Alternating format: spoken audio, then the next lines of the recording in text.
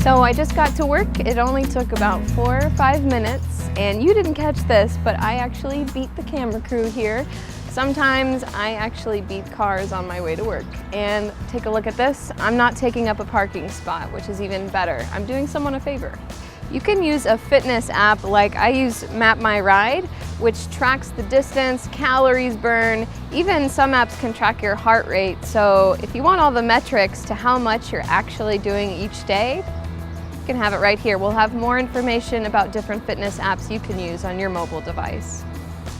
There are all kinds of apps out there right now. Some are used just for encouragement, where you can track the amount of activity that you do, while others will give you the option to map your run or will show you a great route to take here in the city. We don't go anywhere without our phones anyway, so it's a way to just to kind of keep that accountability, and it really does help. There are a lot of them out there, I know that. The most common ones that we use are MyFitnessPal and FitDay, which are for nutrition tracking.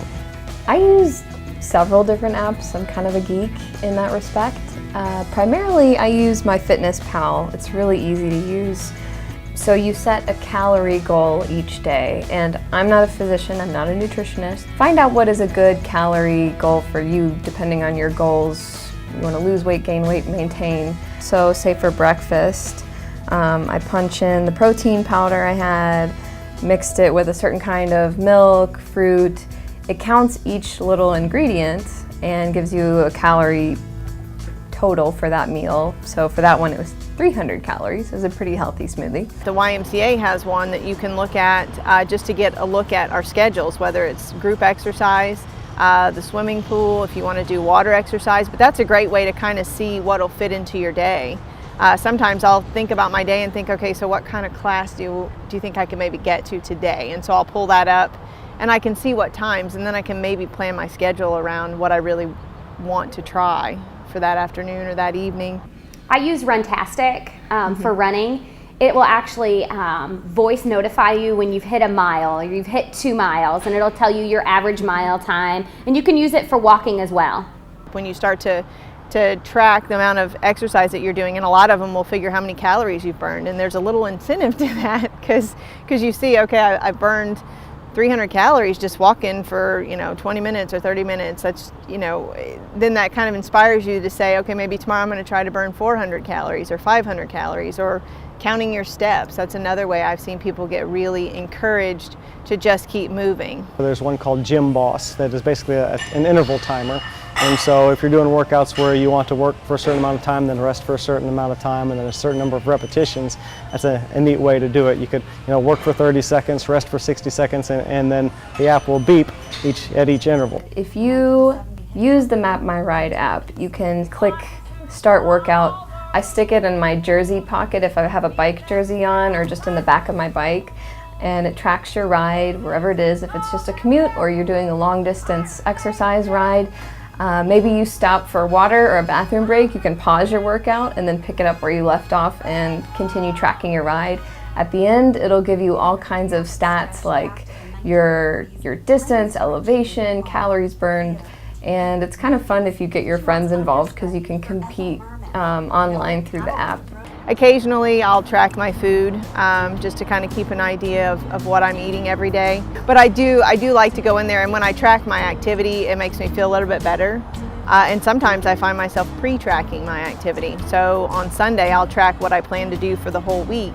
So it's already there. And then that way when I get up in the morning, I think, okay, well, I'm supposed to go for a 3-mile run, or I'm supposed to go to a class this afternoon, and it kind of makes me do it because I've already tracked it, and I don't want to have to take it back off. Another one that I personally use a little bit, and I'll say a little bit because I'm not a big runner, but it is the Nike running app, which is hooked through a GPS, and you can kind of pick your own path. You can just go out and go, and it'll track how far you go, it'll track your average pace, it'll also keep track of your total. And it's kind of neat because it has a community aspect as well, where you can communicate and connect with friends who use the same app. And you can challenge them. Anytime you can connect with the community, it creates more accountability and keeps you more locked into your healthy activity. New technology has also brought out Fitbits, which people are becoming very familiar with.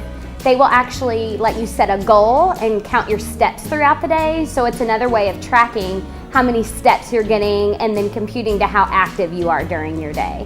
It is a bracelet you wear, and it can track multiple things: your sleep, your calorie intake, your steps, and then it will beep at you whenever you have achieved that goal for the day. It also attaches to an app or your computer where you can get printouts to see your day and see where you were sleeping good, see how many calories you burned during your exercise.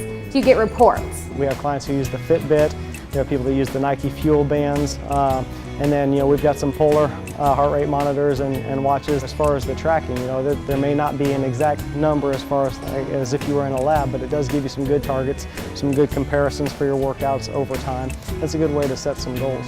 I've not used any of the pedometers, but yeah, there are some that will track your steps, and that's really a good thing and an easy thing to do too. If you've heard of this 10,000 step challenge, a lot of companies will do for their employees, and it's just an easy target to shoot for. You can see that number, you can know how much farther you need to go, and there's that sense of accomplishment when you hit a daily goal like that. So it doesn't necessarily have to be a big, challenging thing that you're using the app for. You just need something that is monitoring a positive activity so you can do that consistently over time to really see some good progress.